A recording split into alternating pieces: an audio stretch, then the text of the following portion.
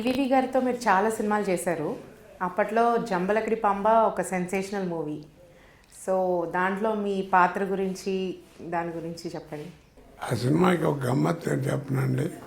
ఇప్పుడు ఏదో దాచినారని ఆయన లేడు కదా అని చెప్తున్నాను కాదు. ఆ సినిమా ఆయనకి చూపించారు. ఇలాంటి సినిమాలు తీసుకుని బతికే బతికలు లంజతానం చేసుకుని బతికితే బెటర్ అన్నాడు ఆయన. మరి అదే దాచినా అంటారు. మళ్ళీ దాని 100 days ఫంక్షన్కి వచ్చి అరగంట సేపు మాట్లాడేదాన్ని. పాముగుర హోటల్ జరిగింది మద్రాసు. అలాగా ఈవి సత్యనారాయణ తీసిన 4-5 సినిమాల్లో లేనండి అంతే. మొదటి సినిమా నుంచి చివరి సినిమా దాకా ఉన్నాను.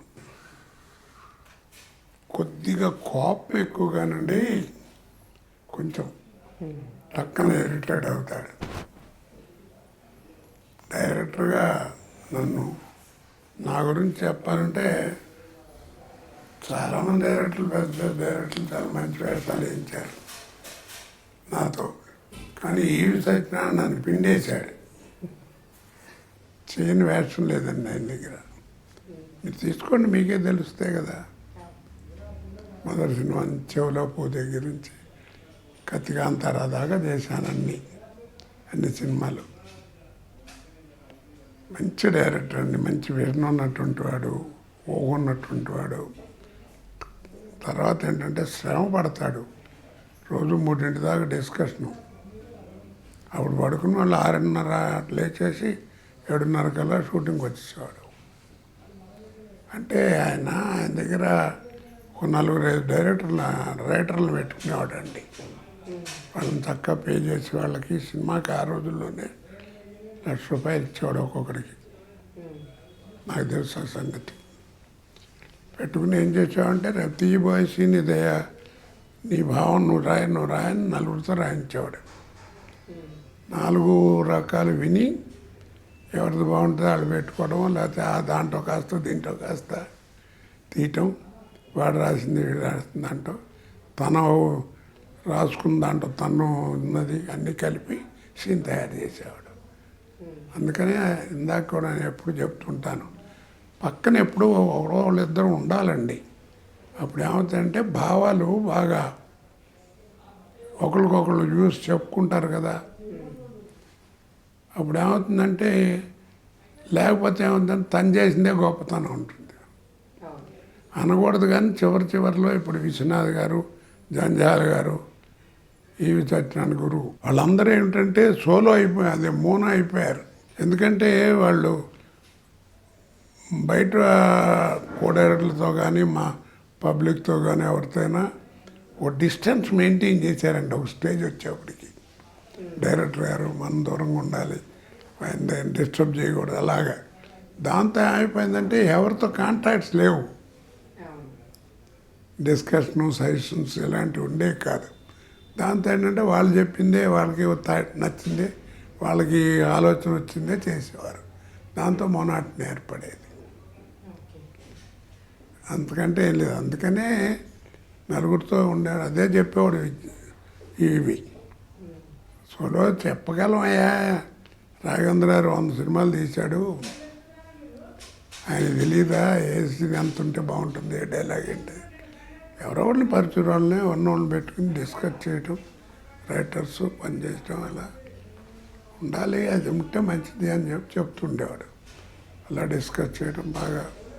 జంబలకిడి పంబలో లేడీ క్యారెక్టర్ అంటే క్యారెక్టర్స్ రివర్స్ అయిపోతాయి కదా సెకండ్ హాఫ్ వచ్చేటప్పటికి. సో ఆ క్యారెక్టర్ గురించి మీరు ఆ క్యారెక్టర్ ఏముందమ్మా, నాకు మొదటి నుంచి నేను చెప్తున్నా కదా, నాకు వేషం చేస్తున్నాననే తప్ప నేను ఎలా ఉంటానని నాకు ఆలోచన లేదు.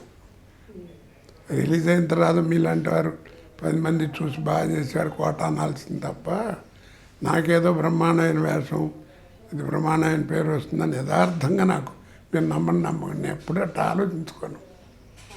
చేస్తున్నది ఎలా ఉంటుంది, నేను కష్టపడి చేయాలి అంతే. ఎలా ఉంటుంది అనేది బయట ఎలా ఉంది అనేది బయట పబ్లిక్ చెప్పాలి. ఎలా ఉంటుందనే ఆలోచించుకుంటాను. అంటే మీరు అంటే మీ క్యారెక్టర్ ఒకటనే కాదు, ఇప్పుడు అందరి క్యారెక్టర్స్ కూడా మారిపోతూ ఉంటాయి. అన్నీ మాట్లాడాలి. సో అది చేస్తున్నప్పుడు మీరందరూ మ్యూనిట్ మొత్తం ఎలా ఉండేది? ఇప్పుడు జంజాల గారి దగ్గర, ఈవి సత్యనారాయణ దగ్గర ఒక గొప్పతనం ఏంటంటే మనం యాక్ట్ చేయక్కర్లేదండి.